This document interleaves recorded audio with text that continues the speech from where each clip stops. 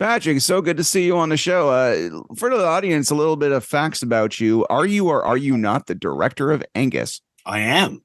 Did you come up with a story for Dragonheart? I did. Did you direct Space Invaders? Yes. Are you the first person in the world who didn't work on it to ever see Star Wars?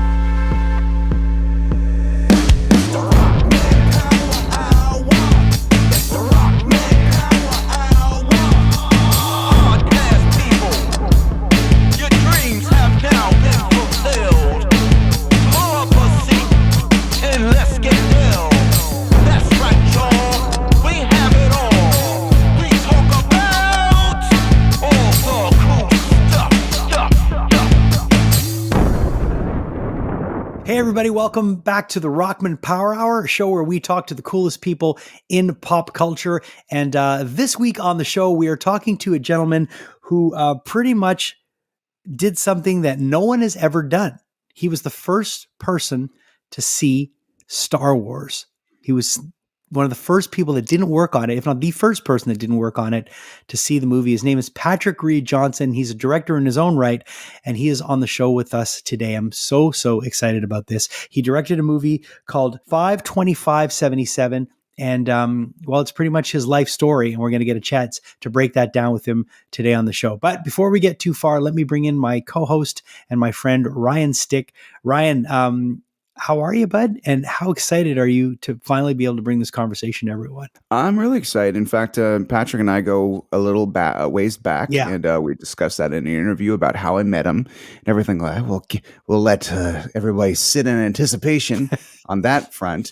But I gotta say, it's in a wonderful movie, 52577. It's out on Blu-ray. The film has been in production hell for 15 years or something. It's something to behold. It's something that every geek who has a dream should see. And I'm really honored that it's part of the Rockman Power Hour. Yeah, and it's thanks to you to be able to get Patrick. I appreciate you tracking him down and having him on the show. He couldn't have been a nicer guy. I mean, the minute that interview finished, I just wanted to spend more time with him. And I think people are going to get his vibe and his story is just incredible. It's an incredible story.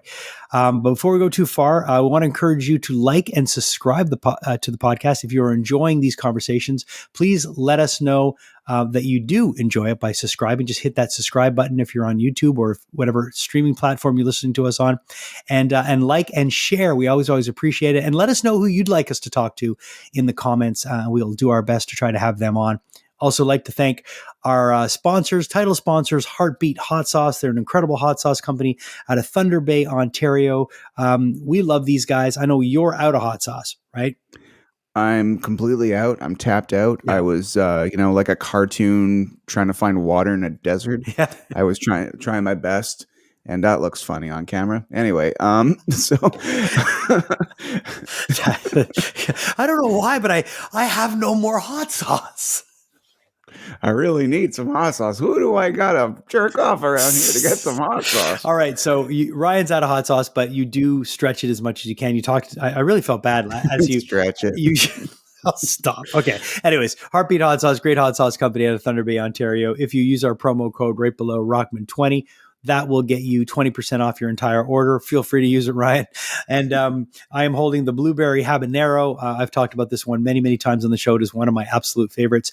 And I think you should definitely try Heartbeat. Again, so many different varieties to choose from. They've got great gear. They're doing some great stuff all over the place in the world of motorsports. They're doing stuff in the world of MMA. I think they're have become the official hot sauce of the UFC. So I am so glad that we are quote unquote in bed with Heartbeat Hot Sauce. They literally are the heartbeat of the Rockman Power Hour. So thank you to Heartbeat, all the folks over in Thunder Bay. Definitely check them out. Also, we would like to thank Studio House Designs, always making us look great. Ryan is rocking the Alien shirt. I love that one. I love Ripley, and I love Cody's Designs. Great company out of Philadelphia. I've got this one, which you've worn before, which is the Biodome. And just their shirts are so comfy. And we live in a world today where we can go to work every day and wear a t-shirt. At least you and I can, and it's a great feeling. So might as well wear a shirt that rocks and looks good. So thanks to Studio House Designs. Check them out at studiohousedesigns.com, and of course AKG for gracing us with these incredible microphones and headphones. They have brought our production value up tremendously, so we appreciate them as well. I've always noticed though, like I usually sounded like shit before we got these mics, and it was always kind of like, you're a professional broadcaster, you always sound good, but and then I would talk, and that's unfortunate. Oh, but stop. now I'm, I welcome the sound of the milky, buttery tone of my voice through this insanely fancy microphone. Have you dropped it yet, or No? But that's because I feel like a helicopter parent around it. Like I just won't let it out of my sight. So thanks to AKG. And so we have a very interesting gentleman on the show. I don't want to take up too much time before we chat with him because it's a pretty lengthy one, but it's interesting. If you're a fan of science fiction, if you're a fan of Star Wars, if you're a fan of people that, manifest dreams and make things happen, you'll love this story because Patrick Reed Johnson is exactly that. He's seen one of the most influential films of all time in its infancy.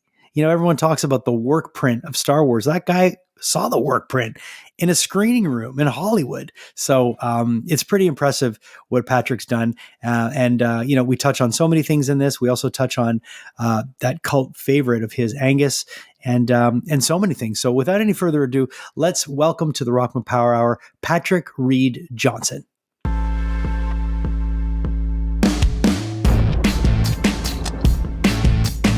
You good, Ryan? Yep. Yeah, I'm good. Just making sure I'm not peeking. No, you're not peaking unless you took something. I peaked a long time ago. So.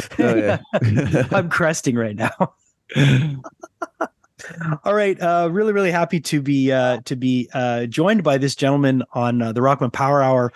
His name is Patrick Reed Johnson. If you know him, you might know him from a lot of movies that he's made, but I think we're talking about probably the one that is the nearest and dearest to his heart. And I'm just assuming that, but I would imagine it probably is. This movie's called 5/25/77. I thoroughly enjoyed this, being a lifelong Star Wars fan, and I don't want to really tell too much about the movie because I blind watched it with my kids, them not knowing what it was about. I just put it on. I said, watch this movie.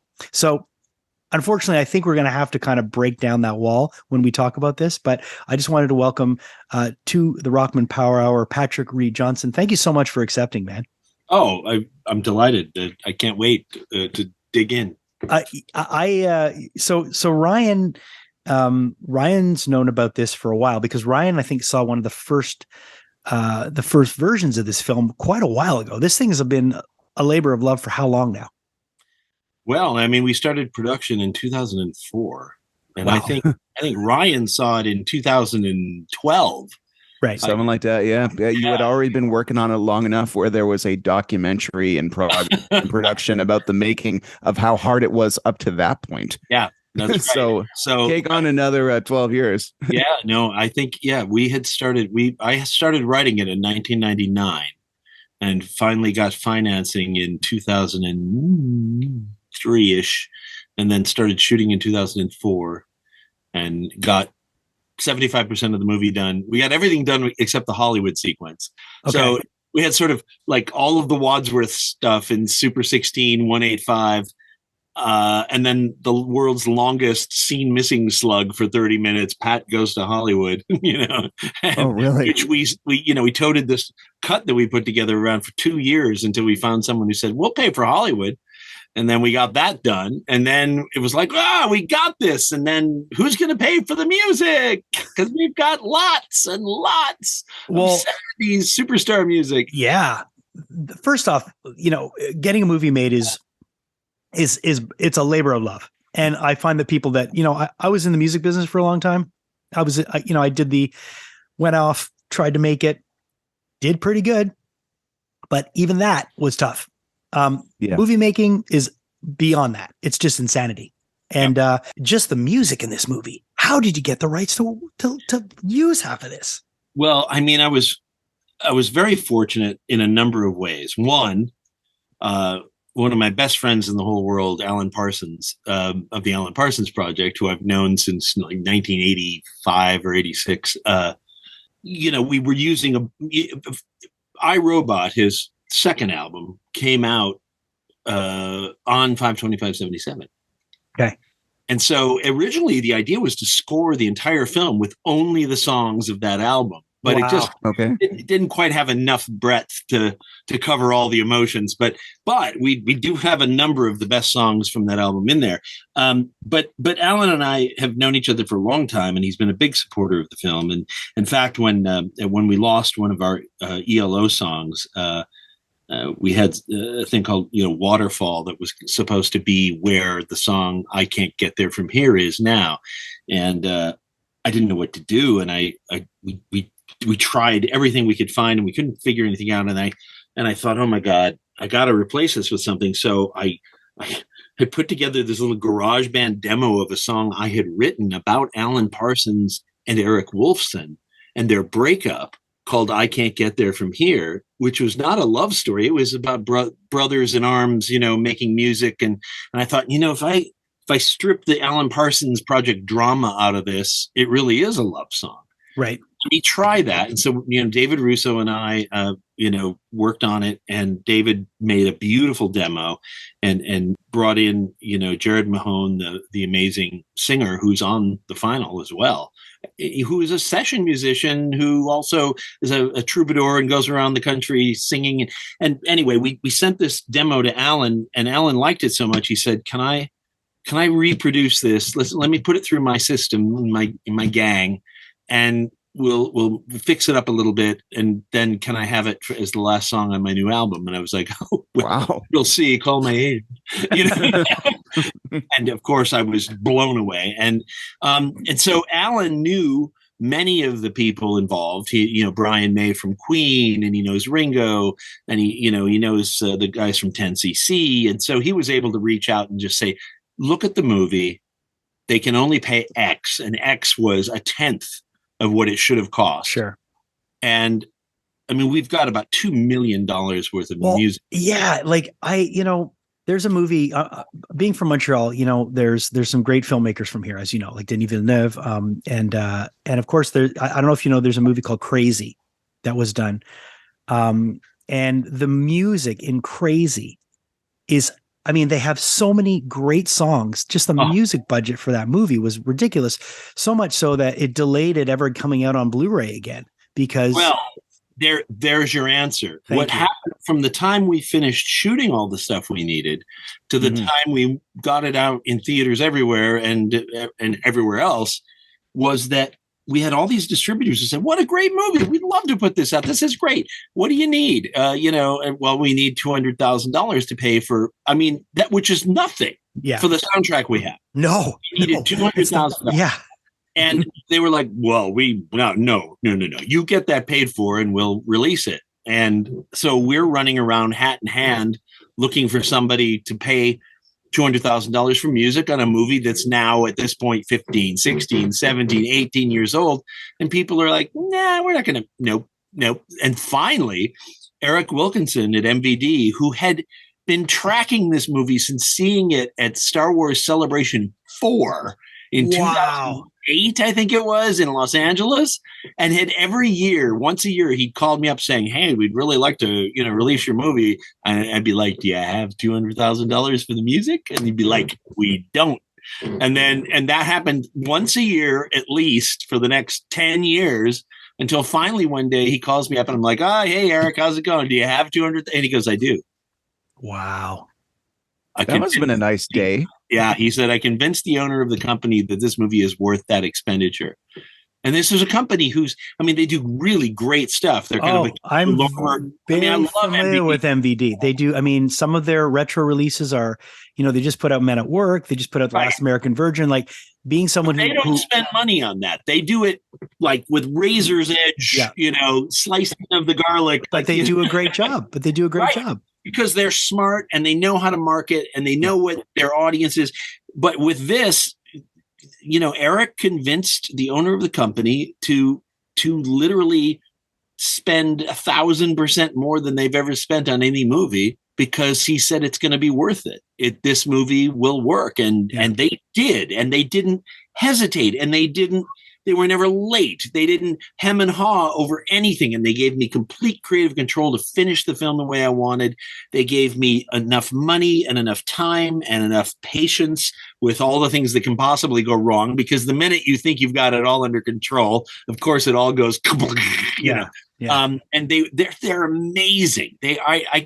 If I could just make movies for them for the rest of my life, I'd do it. I mean, I'm not kidding. I would do anything, any movie, you know, of any budget. You know, they just know what they're doing, and they're cool, and they're honest. You know, so I love these guys. Awesome. You know what I love about this movie, Patrick, and it's you know, I fell in love with you as a person before I even saw the movie. Well, we met. You did 2 screenings at the Fantasia Film Festival, and the Q&A is included as a special feature on this Blu-ray. Right. So my best friends Marco and Dana, they saw it and they're like, dude, you're really gonna like this movie, but I think you're gonna really like this director too. So we end up talking for like 20 minutes or something at the Irish Embassy. May it rest in peace. It has burned down since. And I kind of went to the bathroom and I IMDb'd you, and I almost dropped my phone in the toilet or the urinal when I realized you were the writer and director of Angus. Well, you're the director of Angus. And I was obsessed with that movie as a kid, to the extent where I spent $18, and as a teenager, that might as well be $300, especially in the 90s. On a CD just to have that Green Day song that was exclusively on that CD. Like, I lived and breathed Angus. And since then, you and I have done and Charlie, we've had a little reunion and did a retrospect. What I love about this film is that since I've seen this movie, Charlie came and helped you out. Can you tell me about Charlie Talbert's role in helping you on 5/25/77? Charlie and I are inextricably connected forever since our first meeting at a Wendy's in Lake Forest, Illinois, on a balmy night, and whatever it was, summer of 1993 or something. Charlie is real people, and he's a terrific actor. But the reason that he's a terrific actor is that he's a terrific human being. He, after Angus sort of changed his life, he then went through a bit of a trajectory of like, well, I'm a star of a movie, and now I'm working at the Big and Tall Men's Store. And now I'm going to work with my friend Chris Owen on this little thing, and I'm going to do that.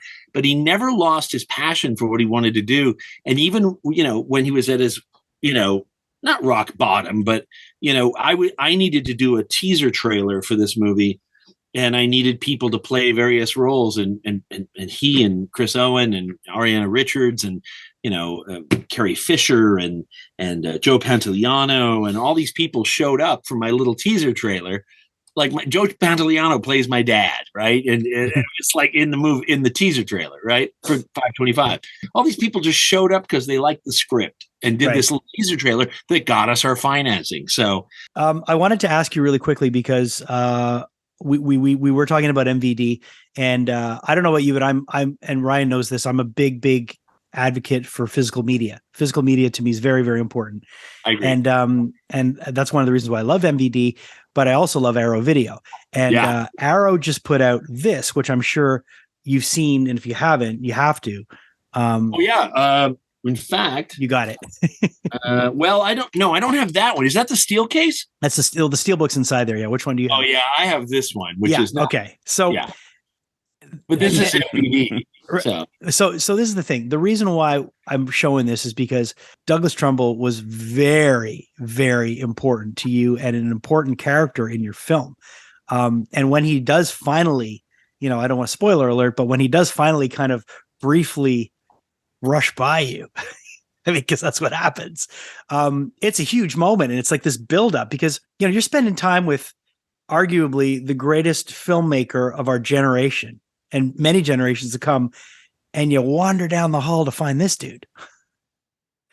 I didn't, at the time, I didn't know, nor particularly care what a director did. Right. I cared what people like Doug Trumbull and Greg Jean and John Dykstra did. It doesn't mean I don't care now. I absolutely care. And sure, of course.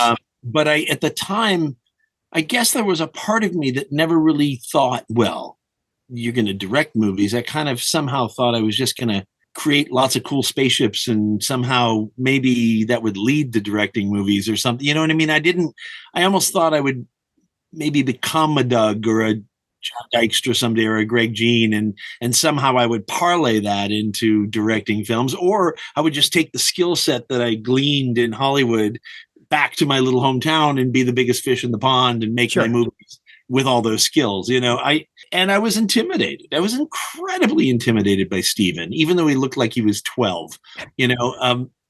For context, ladies and gentlemen, for those who are just joining, Patrick had this amazing experience when, you're like, hey, just go to Los Angeles. Something amazing might happen. And for everyone who got off a Greyhound bus and immediately found someone bad, you got off a plane and found someone good.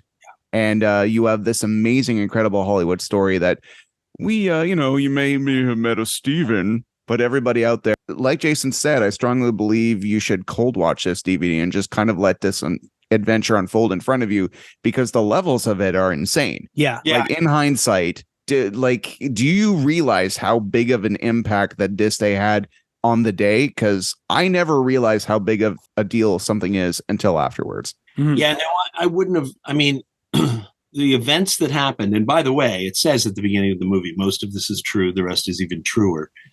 And the funny thing is the weirder or more improbable the event in the film, the truer it is. It's the connective tissue I had to massage to take like 3 years worth of events and collapse them into one. I was really only 15 and my friend Bill was 17. He was a senior. I was a freshman. There was lots of little connective tissue stuff that isn't true. But the moments, especially, from the time I get to Hollywood to the time I leave, it's verbatim exactly what happened.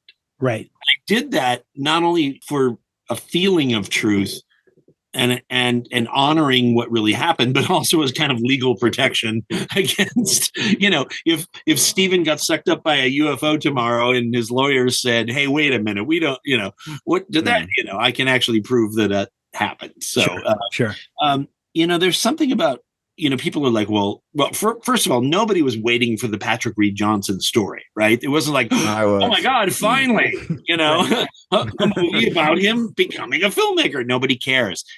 The only reason I kept it me was so that it would have truth, so that it wasn't this fictional, happy story about some kid who makes good and gets to Hollywood, and it which is why on the poster, I've got all the credits, millions of them, including like 75 executive producers, and then all of a sudden it gets down to written and directed, and then it's ripped, like somebody has accidentally ripped off the corner of the poster, right? Oh, nice. Okay.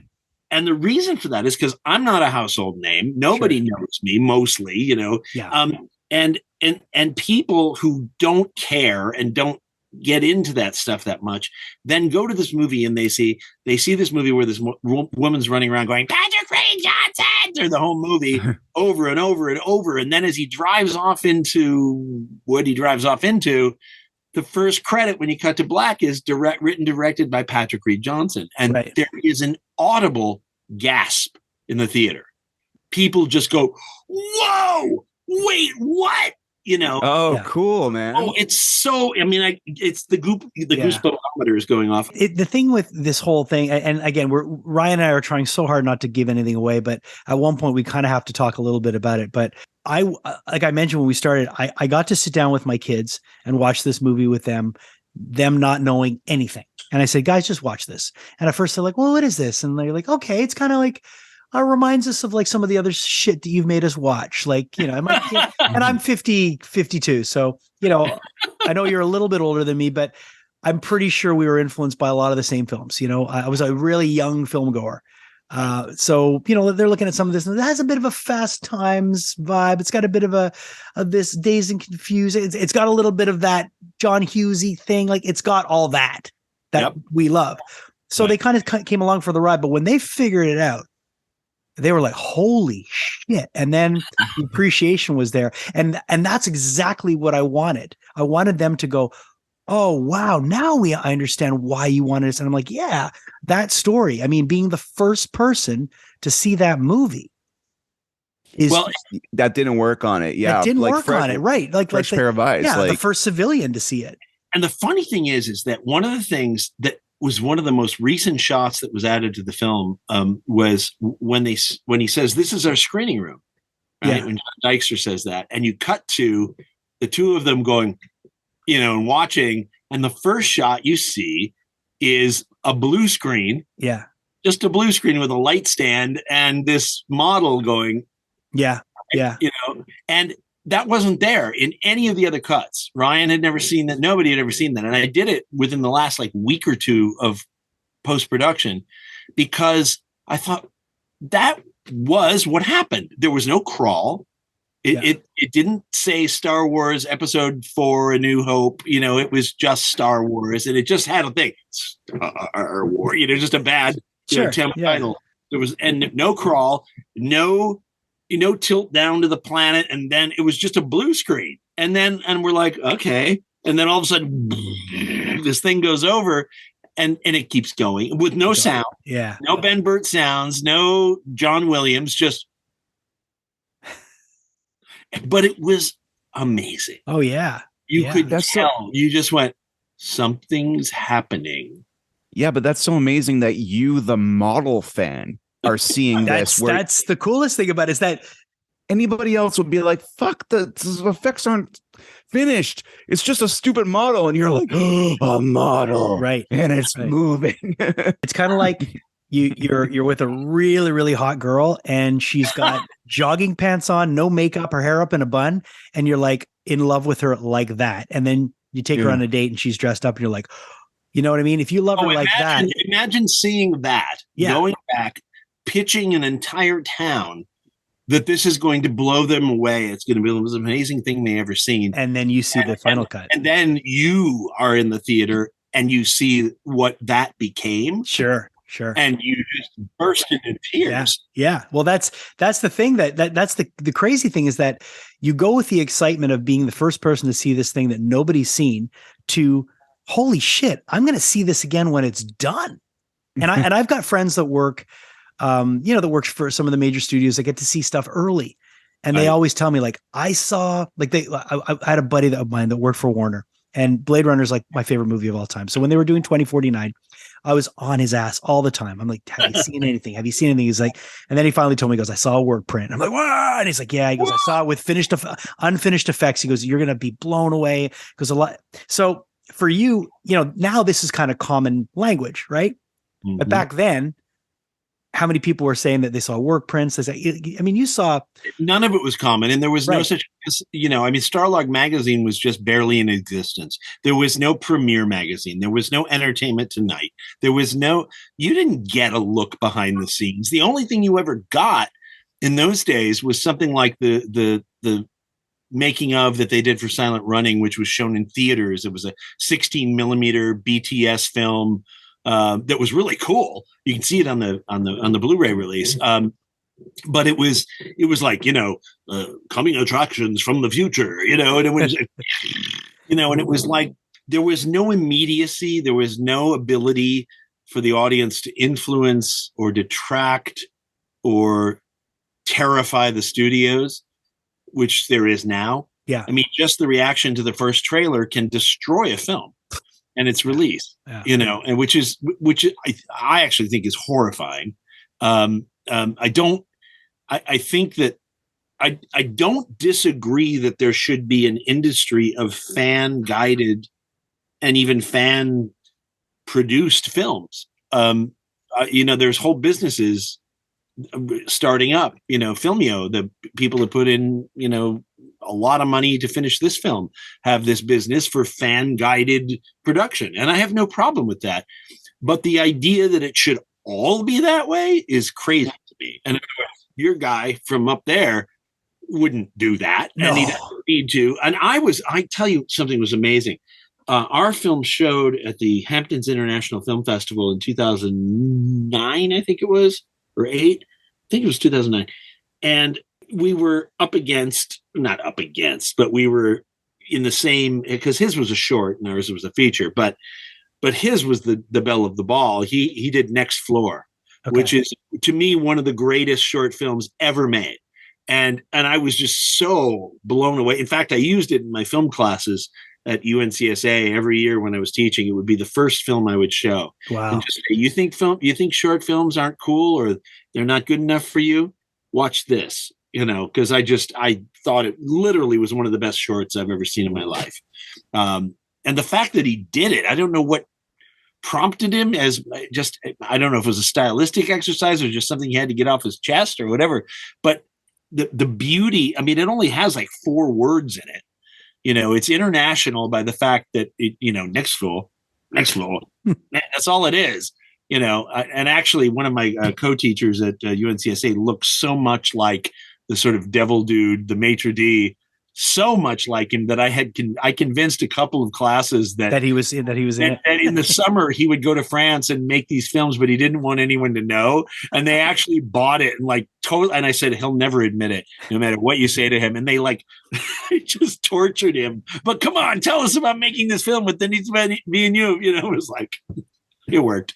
You saw the unfinished cut, but also at the same time, famously, the character of Biggs had such a larger role originally in the script, and even the radio play.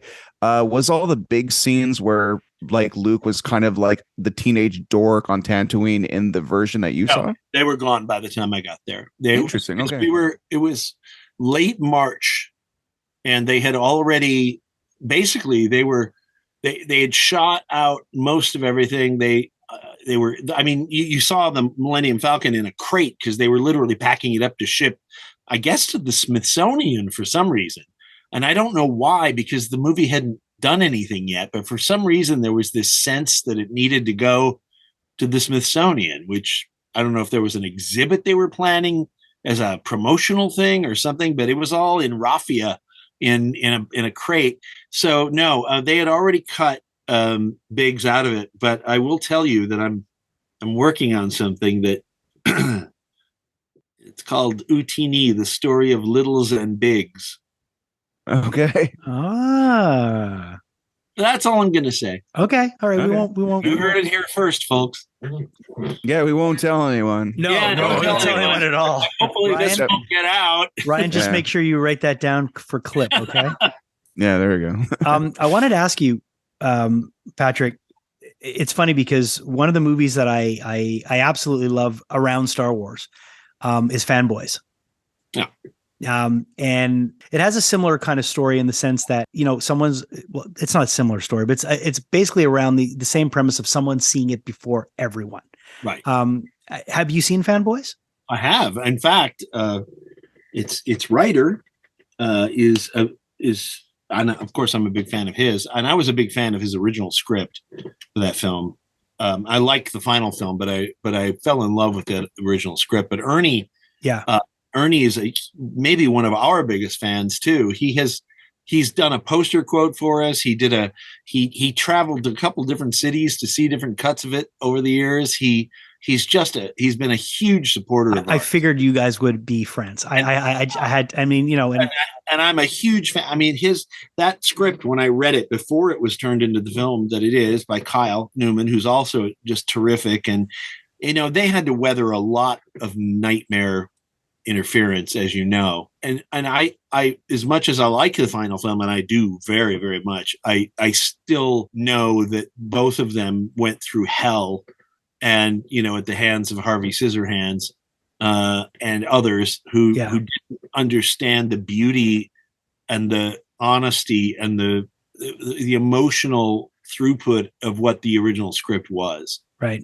And I say that not to diminish the film at all, because what they were able to finally come up with works great. I mean, but I can tell that there's probably there's more in there that didn't get out. I think they wanted to. I know they wrote it, and I know that Kyle directed it, and I think that they put everything they had into a version of it that I'd love to see someday. Right.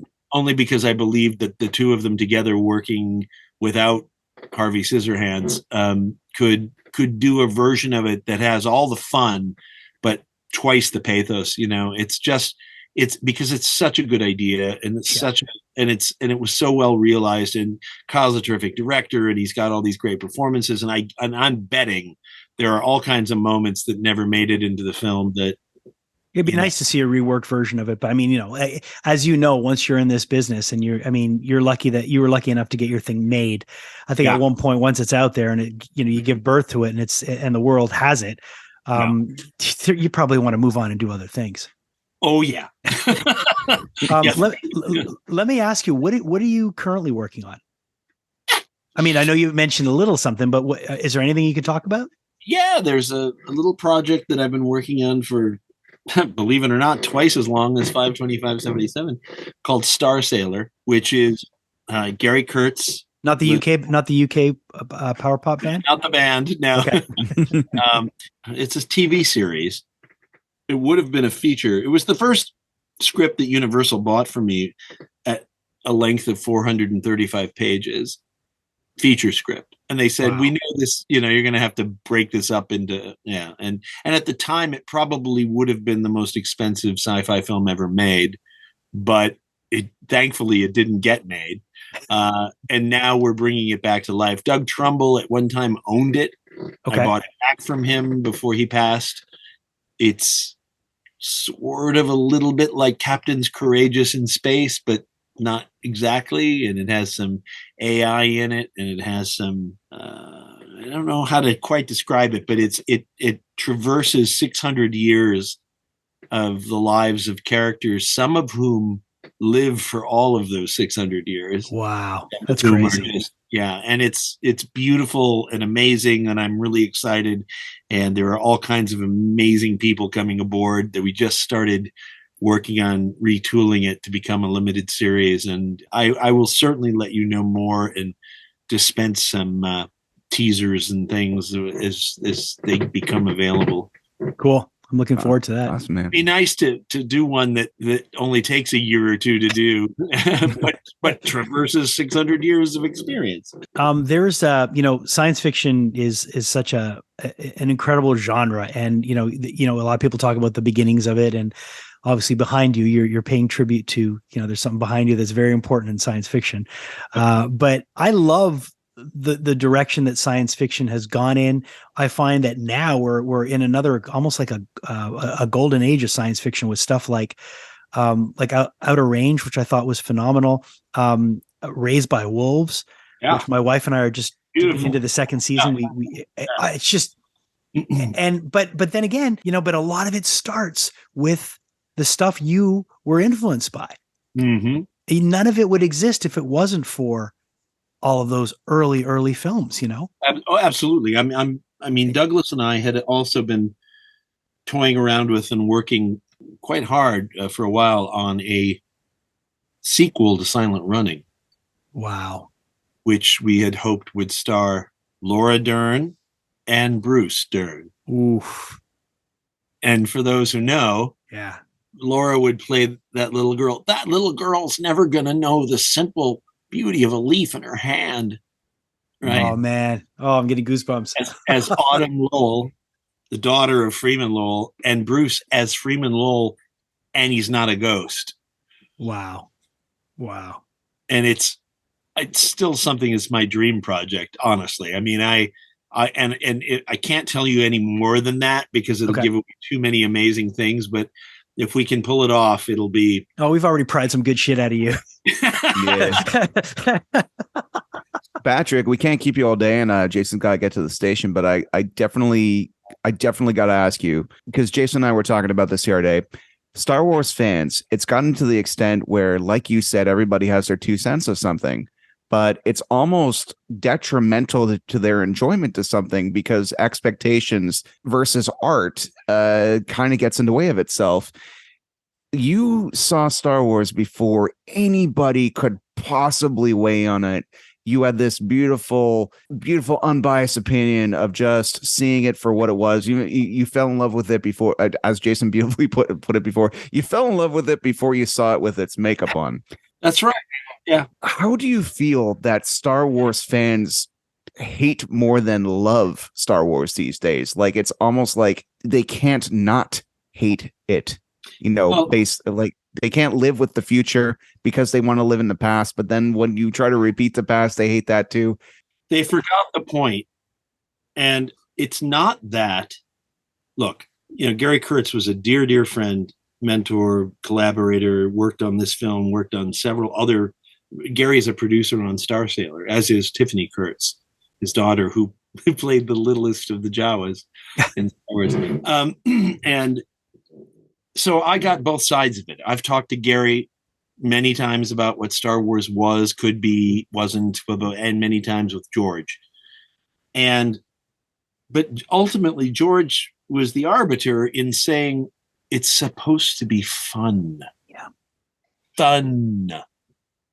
It's supposed to be Flash Gordon. It's supposed to be, it's not sci-fi.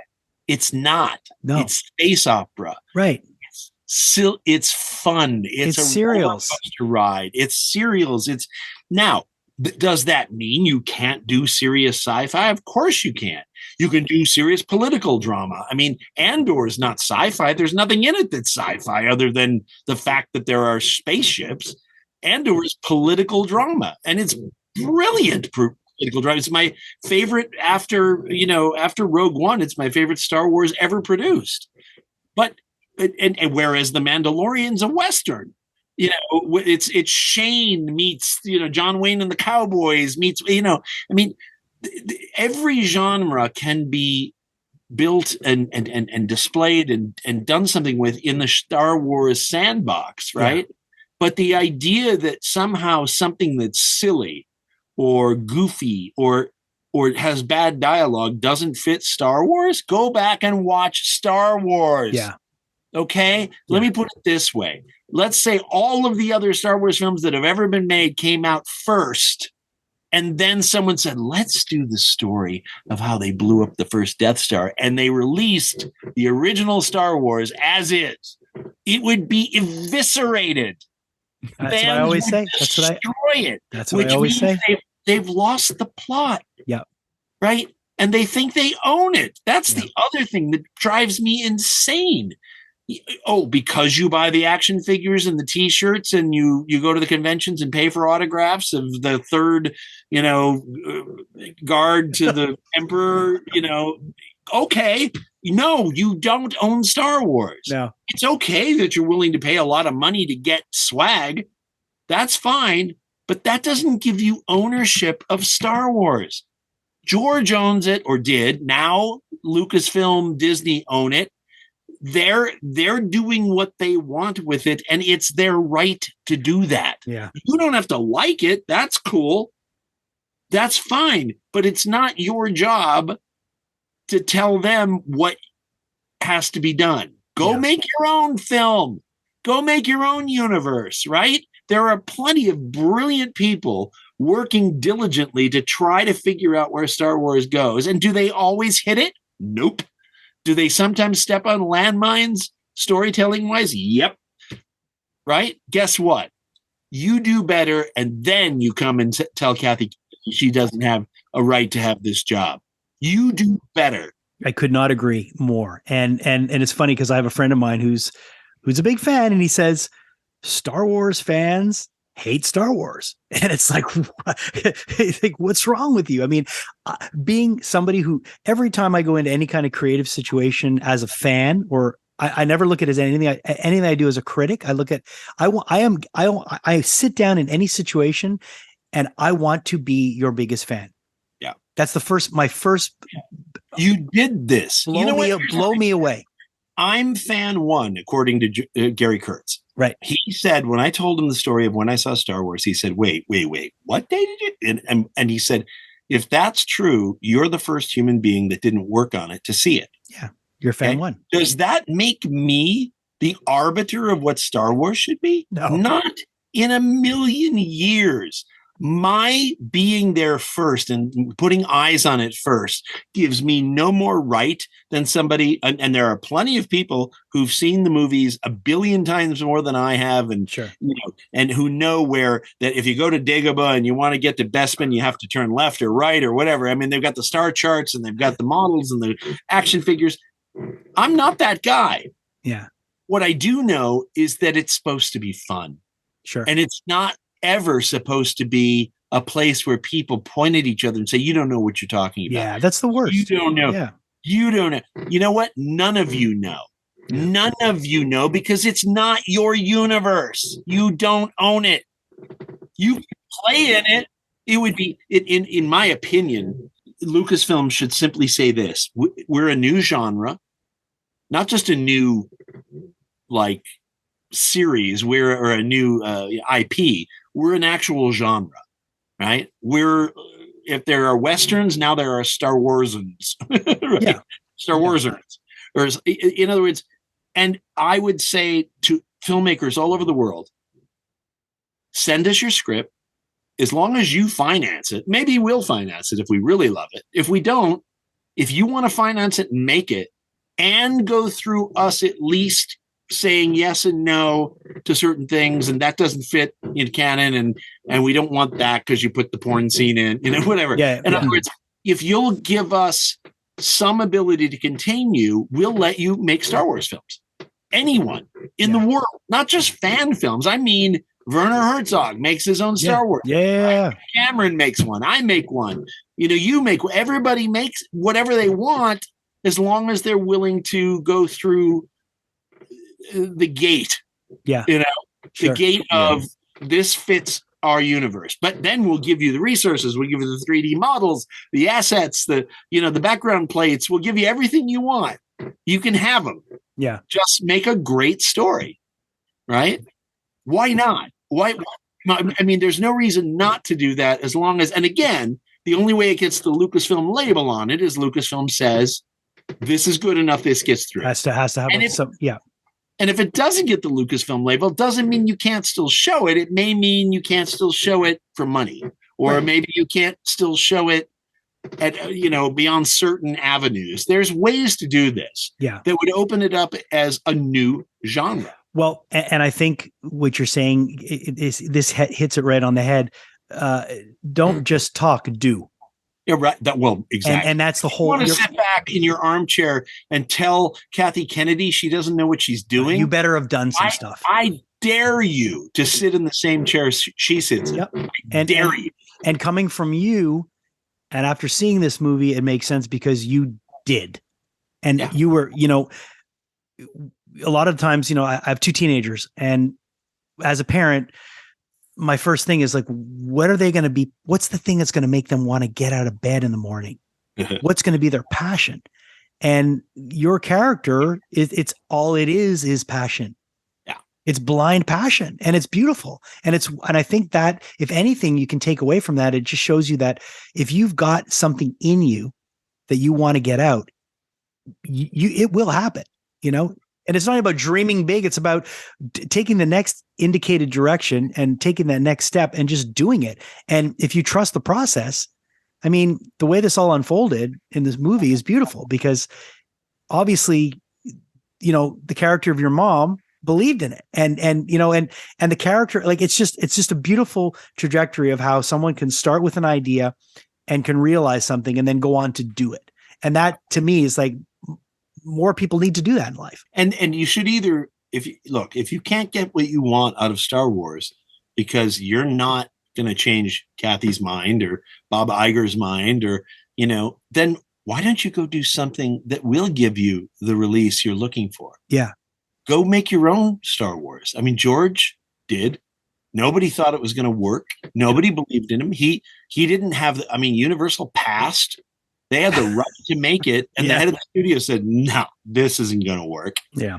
So don't take no for an answer. Do what my friend Ray Bradbury said and jump and build your wings on the way down. I love that. That's a great quote. And it's real. It's real. There's nobody stopping you, especially now, technologically. If you have a high-end Mac laptop and a good DSLR, and some people who can act, and you have any facility for writing, and anybody who knows how to do effects, you can make an incredible feature film for $20,000. Yep. Do it. Show the world. Don't sit back and just shit on everybody else's efforts. Does Kathy Kennedy get it right all the time? Nope. Does JJ get it right? Nope. Does anybody get it right all the time? No. Did George? Did Gary? No, no, no, no. But you know what they did? They did They it. did it. Yeah. Yeah. The only guy who got it right every time is Alejandro Jodorowsky, but Well, that's true. And I would have liked to have seen his version of Dune. I know. But I do like the Vivino's version, which I'm He didn't very get excited it. about. He didn't Part get it two. right every time. Yeah. God, the world needs more people like him. Patrick, thank you so much for taking the time to chat today. Sure. I would love to chat with you again as more things unfold. And thank you for this. And I really encourage people, check out 52577. It's a beautiful story. It's really about dreams coming true. And just the end result was you got to see a pretty cool movie. That's true. That was it was quite a thing. And there's actually so much. We're going to do a special edition. I think I've been told we're doing one, which has deleted scenes.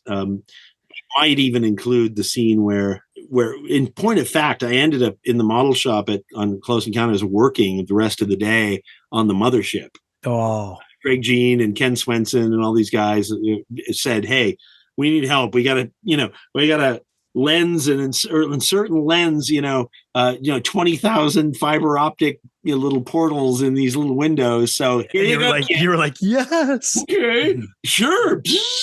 So anyway, there's some really fun stuff that didn't make the final cut. So we'll see.